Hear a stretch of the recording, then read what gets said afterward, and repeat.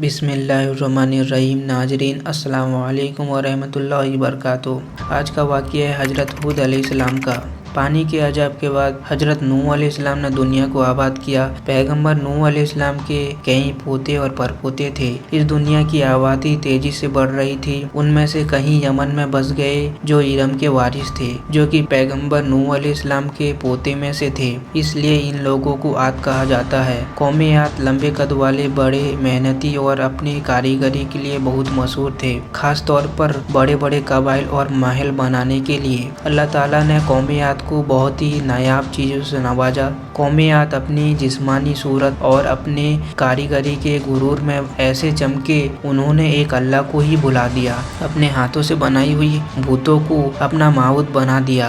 हर किस्म के शैतानी आमाल बेखौफ अंजाम देने लगे। तब अल्लाह ताला ने उन्हीं में से एक पैगंबर हजरत हूद अलैहिस्सलाम को भेजा। पैगंबर हजरत हूद अलैहिस्सलाम आपकी सबसे सखा और खुलूद के एक फर्द थे। उन्होंने अपनी कौम को अल्लाह की तरफ तौहीद और इबादत के लिए बुलाया और कहा, एक अल्लाह के सिवा तुम्हारा कोई माबूद नहीं। तुम अल्लाह की हम्द की बजाय उसकी नाफरमानी करते हो। क्या तुम्हें खौफ नहीं?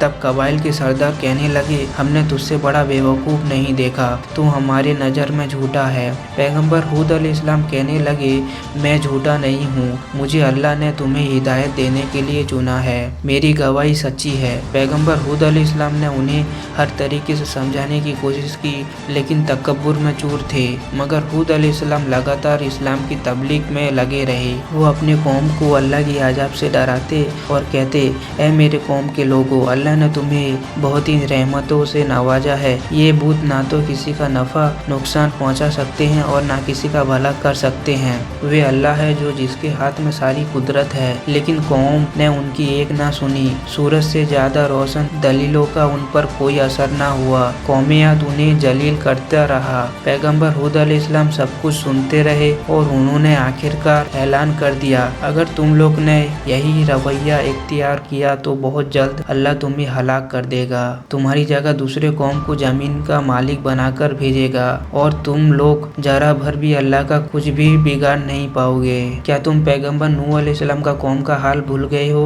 उससे इबरत हासिल करो। मैं तुम्हारा दुश्मन नहीं हूँ, मैं तुम्हारा दोस्त हूँ। मैं तुम्हें खुद कुछ नहीं कहता, मैं वही कहता हूँ जो मुझे अल्लाह बोलने को कहता है। ये दलील सुनकर कुछ लोग हजरत हूद अलैहिस्सलाम के साथ जमात में शामिल हो गए, लेकिन बाकी के लोग बहुत ही गुस्से में भर गए और कहने लगे, ए हूद, हमसे तेरी रोज रोज की नसीहत बर्दाश्त नहीं होती। अगर तू वाकई अपने कौल में सच्चा है तो तू फिर अजाब जल्दी ले आ, जिसकी धमकी देकर अपने रब के आगे हमें डरने को कहता है। हजरत हूद अलैहिस्सलाम कहने लगे, तुमको अजाब का इतना ही शौक है तो फिर परेशान ना हो, वह तुमसे दूर नहीं। आखिरकार अल्लाह का वादा आ पहुंचा और कुदरत हरकत में आ गई। पैगंबर हूद अलैहिस्सलाम ने फिर कहा, तुम मेरी नसीहत मान लो और ईमान ले आओ, वरना इस दुनिया में तो क्या आखिरत में भी ये अजाब तुम्हारा पीछा ना छोड़ेगा। और देखते ही देखते पूरा आसमान काली बादलों से भर गया। 8 दिन और 7 रातें बराबर तेज हवाओं की तूफान से उठती रही और उनकी पूरी कौम को तहस नहस कर दिया।